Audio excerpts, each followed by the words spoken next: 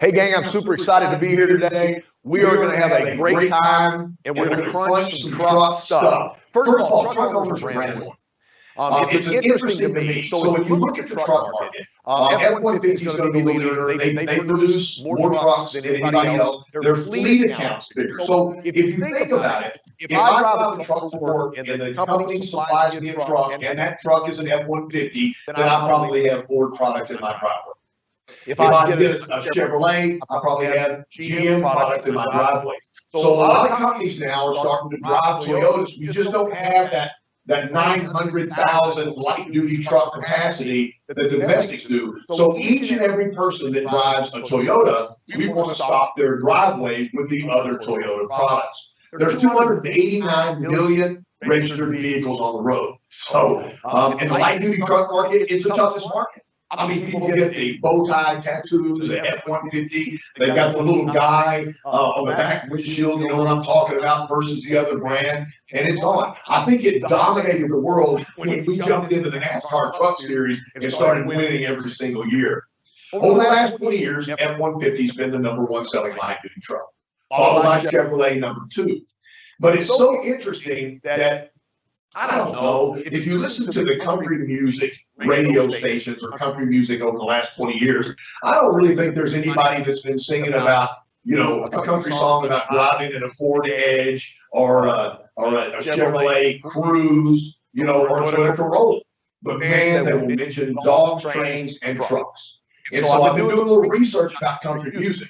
So the #1 mentioned truck line in country music is the Silverado and Chevrolet. So the Chevrolet's #2 in volume sales, but they're #1 on the country music chart. #2 is Ford, and I found one reference of a Tacoma on a country song in the last 20 years. So we're not at 1%. We're not at a 1/10%. We're at 5/100% of the country music impact. So somehow, someway, we got to get some country people singing about the Toyota product. Anyway, I thought that was interesting. 330 million people live in the United States. There are millions of people that have never owned a Toyota.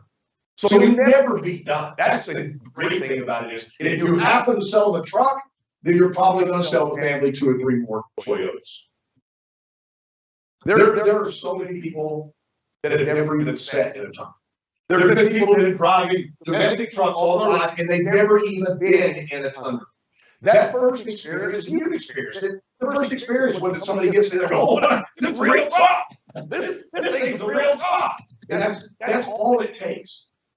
How digital do you want to be? How much do you want to fight before the appointment to get that customer to just come in and drive a Tacoma or a Tundra? And that's where everything changes for us. Big question I'll have before I start the class. Have you ever sold a truck to somebody that you didn't know? A fresh up, a new person that came in the dealership. You've never met these people before, and you sold them a Toyota. You may have sold them a Toyota truck. My biggest question is, obviously they love the brand because they traded in a Toyota. They were happy with the Toyota brand because they traded in a Toyota, and they came back to a Toyota store. The question is, why did they not go back to their original salesperson? There is the biggest money opportunity that every one of you listening today have. And let me do, some of you see me do it before, so I don't have any kind of problem with repetition. Some of you know that. But I think a salesperson in today's market ought to be able to sell 20 cars a month. So, I mean, we can certainly talk, but 20 cars a month, if you do your due diligence and show up and work hard, 20 cars a month would be above average, but it would be doable. And let's say you did 20 units a month and you spent 5 years at the same store. 20 times 12 times 5 is 1,200. So it just doesn't take very long for you to have over 1,000 people driving the product that you sold them. And the 2 main questions that I always have is, how many should be happy with the Toyota product? And hopefully your answer is all of them, and I believe that to be true. And the second question is, how many should be happy with you? And so we should never have a fresh up. If you weren't in the car business last year and somebody bought a car 3 years ago and they're trading in, they should have gone back to their original salesperson, but they don't. They remember the brand. They brag about the brand. They bought another Toyota from another salesperson. How do I keep that customer? So I look over here. Nobody comes to a dealership by themselves. But we're leasing right now for Toyota is just really not there. And so now people will probably drive their truck about 5 years. So their trade cycle will be 5 years. If you use 5 years as a percentage of 100%, that's 20. So there's 20%. So 20% of 1,200 is 240. I've got to divide that by the year. That should be 1,200 there. Sorry, I don't want to confuse you. 240, and that's going to be 20 a month. And so my statement is, can I show up one day a week and sell all my customers their second car, because it's easier on the second sale, and still sell 20 cars a month? And the answer is, yeah, it's possible.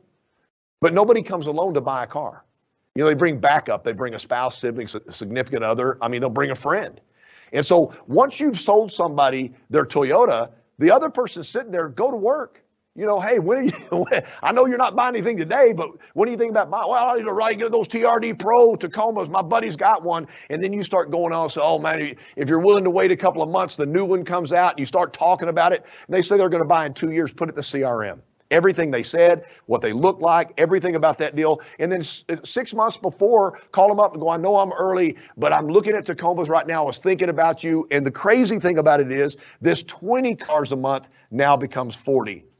And I don't want to take too much time right now because I want to get cranked up. If most people have 2 kids, 2.4 is what they say, 2 kids, I'm going to sell your child their first car.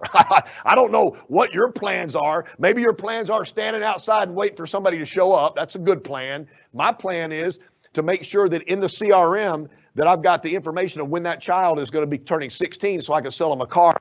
If they have 2 kids, this 40 becomes 80. And that's 80 cars a month in a very short period of time, and I've never left the house. That doesn't include any of their relatives or the people they work with or their friends. So the big money in the car business has always been repeat. Once you put somebody in a Toyota truck, I promise you, they're going to buy it. Make sure it's from you. So with that, welcome to Truck Heritage, past and present. The legend lives on. This is the 1964 Toyota Stout. Look at that beast right there. And then the 2023 Tundra Capstone. So let's look a little bit at our past and talk about what's going to happen as we change. And oh, there it is. How did we get here? I am so excited about this new Tacoma. If you've seen me in the last couple of months, gang, I'm through it. ISO dynamic seats. And the crazy thing about it, this is what's going to happen. I'm telling you because I've been here before. The customer's going to come in. You don't have a 6? You don't have a V6? There's no 6-cylinder? You know, and they're going to go ballistic. They're already doing that with Highland. So watch this. So I've got my SR Extra Cab, which is going to be my lowest horsepower torque displacement, 270 and 310. If you get the manual gearbox, and yes, I did say the new Tacoma will have a 6-speed manual option, that'll be the same horsepower displacement. Your main cell, your non-I-Force Max, is going to be 278 horsepower and 317. Remember the 278. Remember the 278.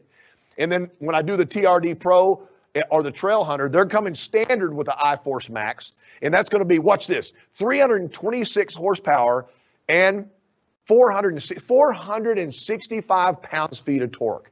Now that's available as an upgrade option for TRD Sport and TRD Off-Road. So just take the torque and put it in low-range 4-wheel drive and multiply that torque. I mean, the question of this truck is not where will it go, it's where won't it go. This is going to be revolutionary, but let me say this real quick. As soon as these come out, you're going to have now generation Tacomas filling your used car. It's going to it's going to be a good time. And about the time we're so tired of answering questions and selling Tacomas, the new 4Runner's coming out.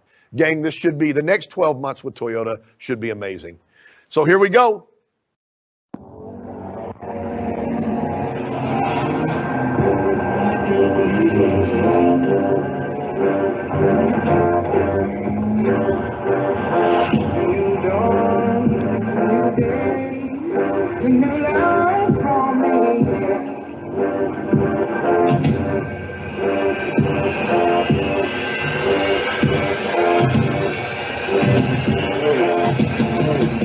Space Shuttle.